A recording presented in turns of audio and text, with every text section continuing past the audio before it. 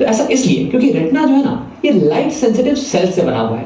यानी कि उस पे अगर इन सेल्स पे अगर लाइट पड़े तो ये सेल्स एक्टिवेट हो जाते हैं। ये लाइट को फिर इलेक्ट्रिकल सिग्नल्स में कन्वर्ट कर देते हैं और फिर यहाँ पे क्या होता है, रेटिना पे कुछ नर्व्स होती हैं, ऑप्टिक नर्व्स, जो कि इन सिग्नल्स को, इलेक्ट्रिकल सिग्नल्स को ले जाती है हमारे ब्रेन के पास। और हमारा ब्रेन ये कंस्ट्रक्ट कर लेता है कि ये इमेज कैसी होने वाली है और फिर हमें बताता है कि बाहर की दुनिया कैसी दिख रही है।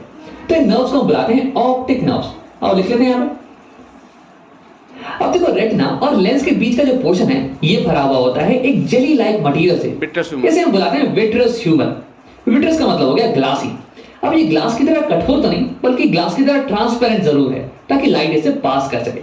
अब देखो, इसका फंक्शन ये होता है कि ये हमारी आई बॉल को सपोर्ट प्रोवाइड करे। अब अगर विट्रस ह्यूमर नहीं होता तो आई बॉल ये स्फेरिकल तो नहीं रह पाती, ये तो पिचक जाती ना। तो यहाँ हमारे पास हो गया एक्वस ह्यूमर, जो कि वाटरी है और ये कॉर्निया और लेंस को न्यूट्रिशन प्रोवाइड करता है। और यहाँ पे विट्रस ह्यूमर ये जेली लाइक है और ये हमारी आई बॉल को सपोर्ट प्रोवाइड करता है। अब हम एक आखिरी चीज के बारे में बात करते हैं, इन फाइबर लाइक मटेरियल्स के बारे में जिन्होंने हमारे लेंस को पकड़ रखा है। इन्हें हम बुलाते हैं सीलरी मसल्स। अब देखो, ये सीलरी मसल्स ये हमारे लेंस के शेप को बदल सकती हैं।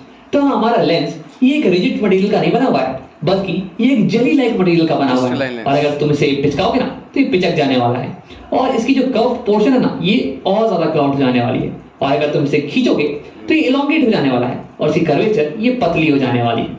अब तुम सोच रहे हो यार इसका क्या फायदा है? तो देखो, हमारी आंखें अलग अलग दूरी पे रखे हुए ऑब्जेक्ट्स पे फोकस कर सकती हैं, उनकी इमेज को सेम डिस्टेंस पे बना सकती हैं। अब ऐसा करने के लिए हमारे लेंस के पावर को चेंज होना पड़ेगा और ऐसा करने के लिए हमें अपने लेंस के कर्वेचर को चेंज करना पड़ेगा और वही करने में मदद करती है हमारी सीलरी मसल्स। अब हम उसे और डिटेल में समझते हैं। तो हम केवल फोकस करते हैं हमारे लेंस पे। अब मान लो कि तुम किसी दूर रखी हुई ऑब्जेक्ट को देख रहे हो, तो दूर रखा हुआ